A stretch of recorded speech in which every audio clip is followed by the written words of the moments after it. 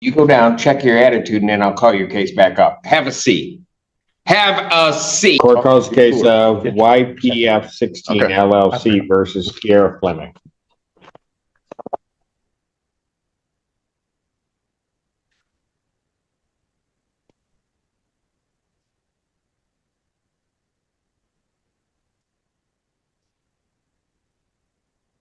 Good afternoon, Your Honor. David Fanter, on behalf of the plaintiff. Your name? Kiera Fleming. All right. Where are we on this case? Ms. Fleming has a balance of $4,298.39. She indicates that she mailed the rental assistance form to the court on Wednesday. She mailed it on Wednesday? Yeah, I didn't know. I couldn't really hear you, but I thought you said mail it in, so I mailed it in. Well, it needs to Proof be at the court by that I filled out an SIR with my tracking number and everything. I mean, an SCR. I don't have it. So. Well, I sent it in. Your Honor, I'll leave it up to the court what the court wants to do. I don't think her balance is $4,298.39. She's been on rapid rehousing with SOS paying their portion. She's never made a payment to my client. And I reached out, and from what she has said, so I reached out to SOS to see if they were going to be able to help her with the balance. What she indicated to me was, can I talk? They're not going to be able to help. They're not going to be able to help with balance. Ma'am. Let him finish, and I will then hear from I don't like. You want to know what? You don't try to overtalk me, because that will never happen. That's fine. Am I understood? Yes. You know what? I'm going to pass the matter. You go down, check your attitude, and then I'll call your case back up. Have a seat. Have a seat. Man, you about to piss me off. Come on. Keep back talking. You better take that out of here. Oh, don't give me that look. Lee, get her out of my courtroom. Get her out of my courtroom. Court to pass that matter. Court does call the case of YPF 16 LLC versus Nakia Turner. Your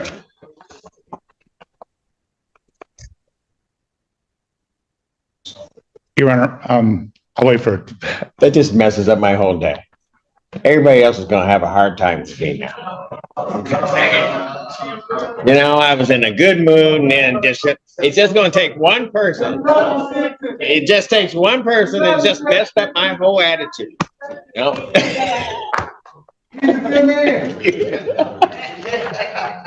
Nakia Turner. Your Honor, I filed an administrative closing on this case. I was able to verify with her bankruptcy attorney that there is a bankruptcy in both their names. Okay. And so I gave to... and I will sign the order for administrative closing. Great. Got it. And YPF 16 versus Christina Morgan. That matter is dismissed on plaintiff's motion without. And so we only have her? Yes.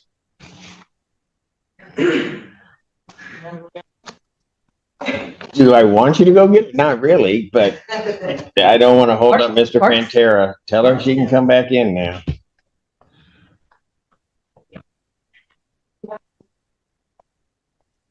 You know, people, if she don't act right, it's going to get bad. No, hey, I'm just telling you. Listen to the tension in this courtroom. Now everybody's walking on eggshells. One outburst completely shifted the judge's mood, and that matters more than people realize. Courtrooms are emotional pressure cookers. Every word, every tone, every interruption can influence how a judge views your credibility. Give him fair warning. Would you like your coffee, sir?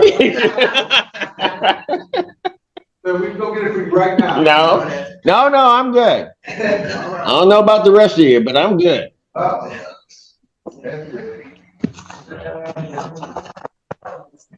We respect you, sir. Your Honor, if you want to pass. I'll pass it, and then.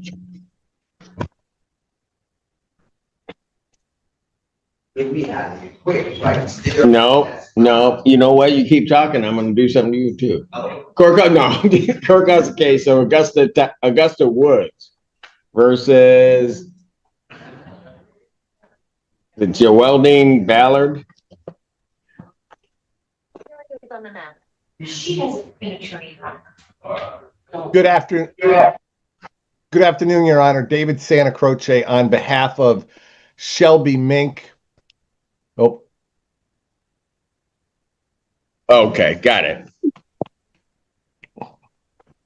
Is she in the premises or so she, her, YPF 16 LLC versus Kiera Fleming?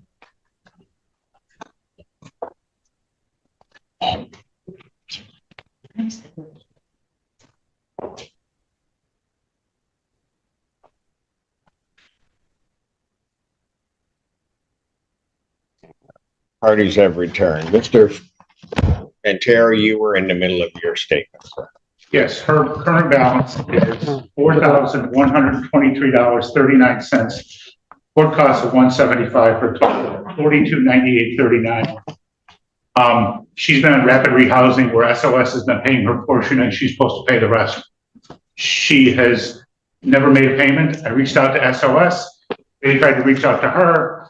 And it's my understanding that the rapid rehousing ends at the end of July. So in August, she's gonna be responsible for the whole thing herself. She hasn't filed a rental assistance form. I don't think it's a tribal issue of fact. We would ask the court for a judgment. All right, ma'am, what did you wish to say? Anyways, like I was saying, SOS was paying my rent for 3 months without me having to pay anything. Like I told Ms. Terry through SOS that I ended up losing my job. And I wasn't able to pay nothing at the moment. And I'm just now getting a job and I wasn't able to pay nothing until today.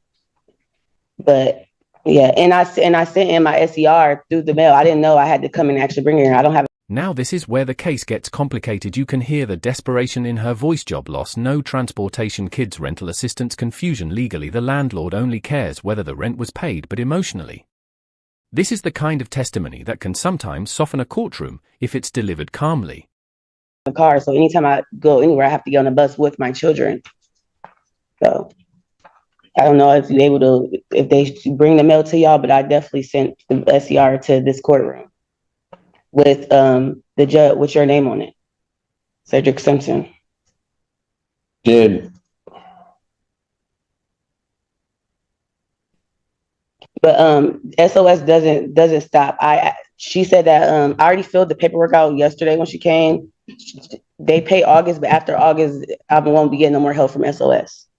But I reached out to Hawk.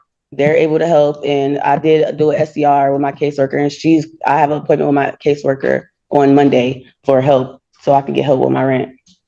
And I'm able to pay altogether $900 today, but that's all I can afford.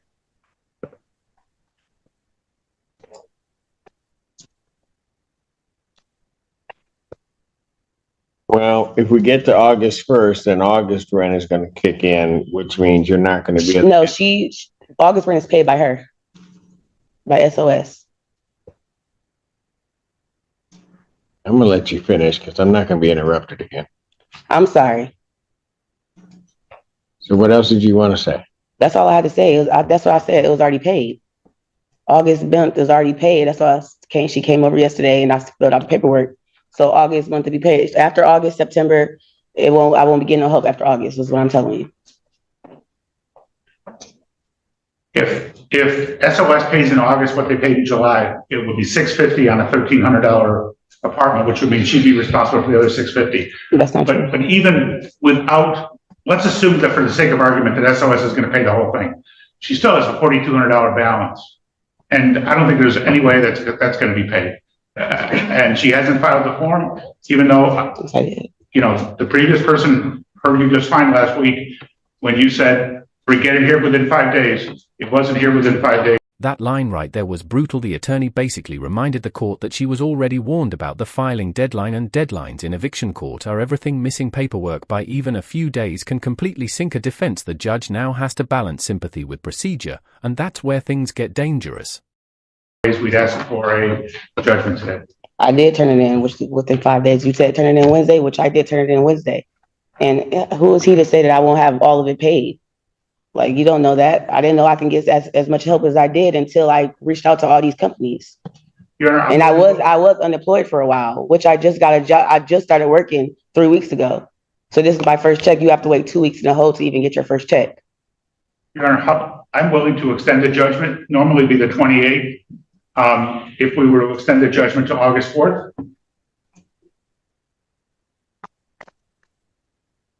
There's no tribal issue for this court.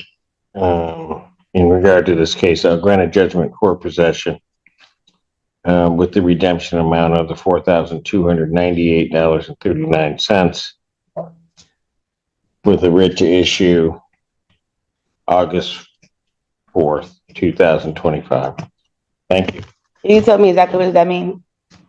So I can have an I understanding. just issued a judgment, the 429839 will need to be paid on or before August 4th of Okay. 2025.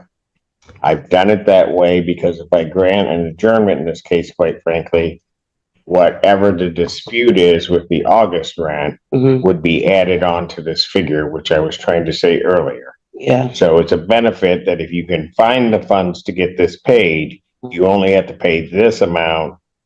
Does not include anything for August. okay.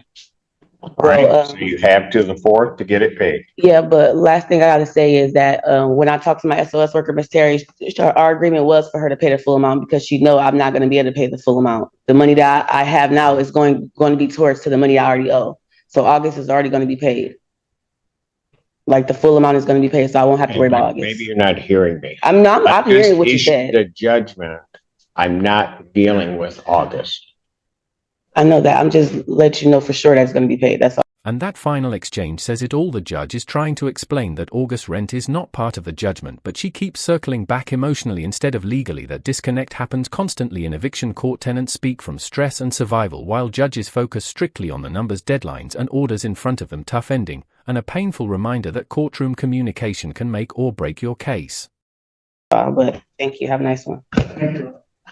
Jesus. People in the room.